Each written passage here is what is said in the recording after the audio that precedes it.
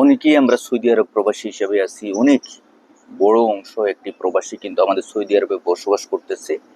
তো অনেকেই আমরা চাচ্ছি যে আমরা সৌদি আরব থেকে পর্তুগাল যাব, বা পর্তুগালে যে কোনো একটা ভিসা নিয়ে আমরা সেখানে যাব। তবে পর্তুগালে যাওয়ার জন্য যে ধরনের ভিসা ক্যাটাগরিগুলো প্রয়োজন সেগুলো কিন্তু আমাদের জানা প্রয়োজন। মানে ভিসা ক্যাটাগরি বলতে আপনি যে কোনো কাজের ভিসা নিয়ে যেতে পারবেন, এবং সাথে সাথে কি ধরনের রিকোয়ারমেন্টসগুলো প্রয়োজন সেটা আমাদের জানা প্রয়োজন। এই রিকোয়ারমেন্টসের মধ্যে সবচেয়ে গুরুত্বপূর্ণ অনেকগুলো রিকোয়ারমেন্টস আছে, যাকে কিন্তু জানতে হবে।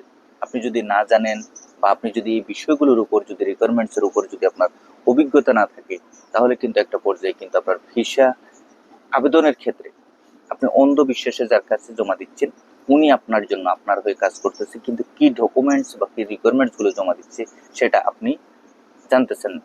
সুতরাং এই রিকোয়ারমেন্টস এর ব্যাপারে অবশ্যই একটা ধারণা থাকতে হবে।